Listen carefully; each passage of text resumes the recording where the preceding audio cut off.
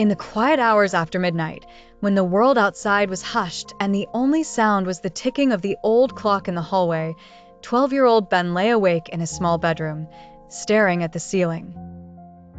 The house felt emptier now, every creak and sigh a reminder of his father's absence. Since the funeral, Ben's mother had moved through the days like a shadow, her eyes red-rimmed and her voice soft, as if afraid to disturb the silence that had settled over their lives. Ben missed his father's laughter, the way he would ruffle Ben's hair and tell stories about faraway places and impossible adventures. He missed the warmth of his father's hugs, the steady presence that had made the world feel safe.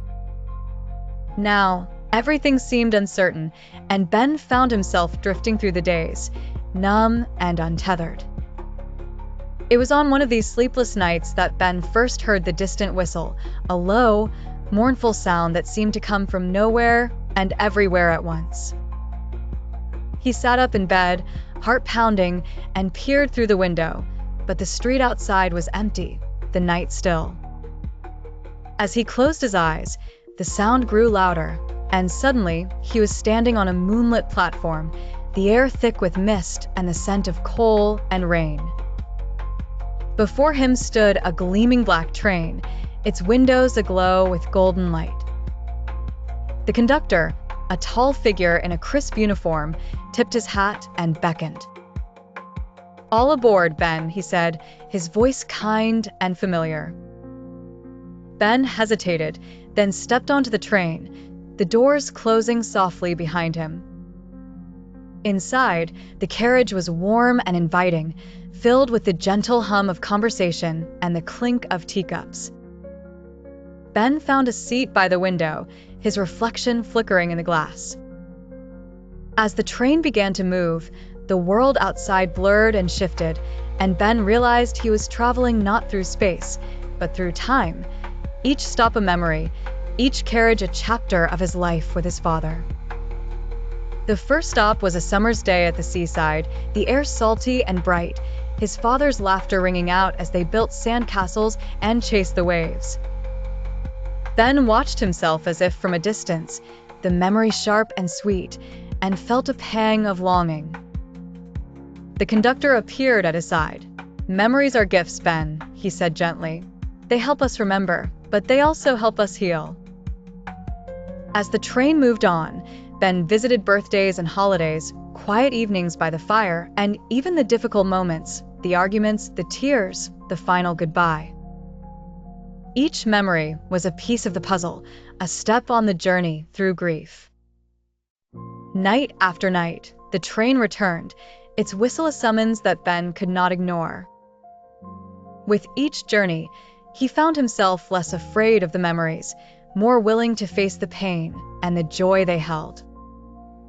He began to notice details he had forgotten, the way his father's eyes crinkled when he smiled, the sound of his voice singing lullabies, the warmth of his hand in Ben's own. Some nights, the train took him to places he had never seen before, his father as a young man, laughing with friends. His parents dancing in the kitchen, lost in their own world. His father sitting alone, writing letters Ben had never read.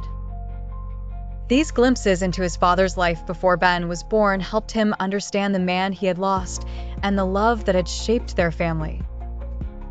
One night, the train stopped at a station shrouded in mist, and Ben stepped onto the platform to find his father waiting for him.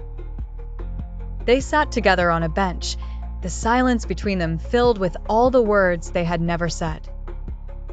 "I miss you, Dad," Ben whispered, his voice trembling. His father smiled, wrapping an arm around his shoulders. "I'm always with you, Ben. In your heart, in your memories.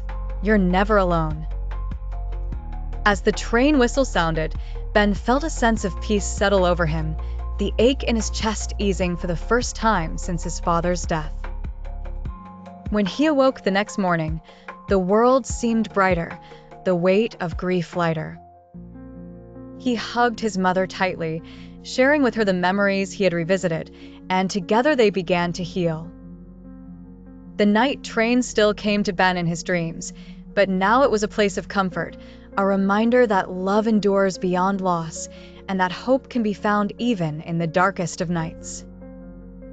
And as Ben grew older, he carried the lessons of the night train with him, a belief in the power of memory, the courage to face sorrow, and the promise that every journey, no matter how difficult, leads to a new beginning.